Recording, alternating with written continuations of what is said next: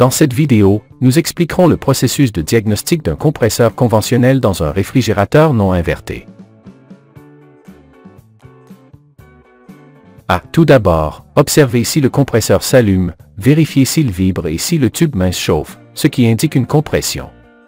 Si le compresseur ne démarre pas, vérifiez l'alimentation électrique et la tension.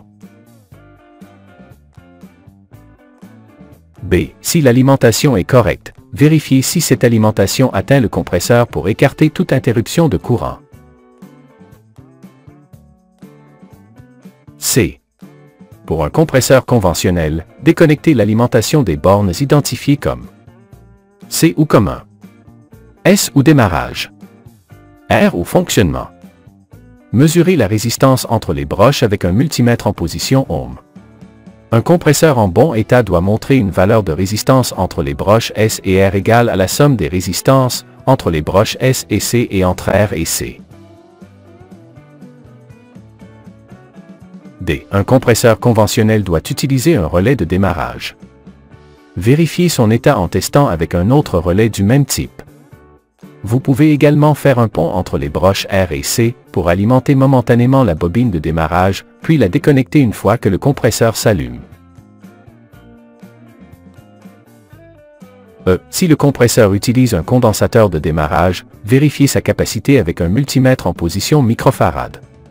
Déchargez d'abord le condensateur, placez les sondes sur les broches du condensateur et vérifiez si la valeur mesurée correspond à celle indiquée sur l'étiquette du condensateur.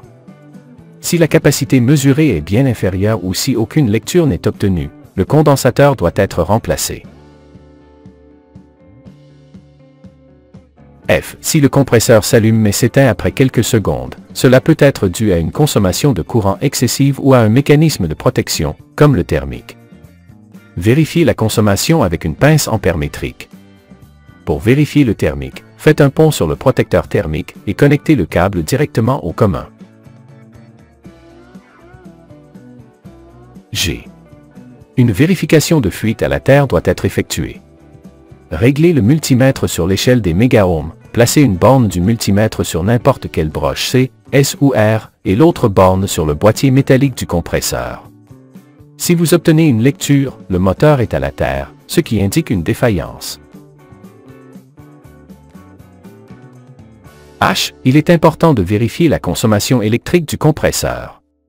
Une consommation supérieure au nominal peut indiquer des problèmes mécaniques, électriques ou une surcharge de réfrigérant, tandis qu'une consommation inférieure peut signaler une défaillance de compression, possiblement due à une fuite de gaz réfrigérant. I. Enfin, soyez attentif aux bruits excessifs, car ils peuvent indiquer une usure des pièces internes ou des problèmes de roulement. Les vibrations anormales sont souvent liées à des problèmes d'équilibrage ou d'usure.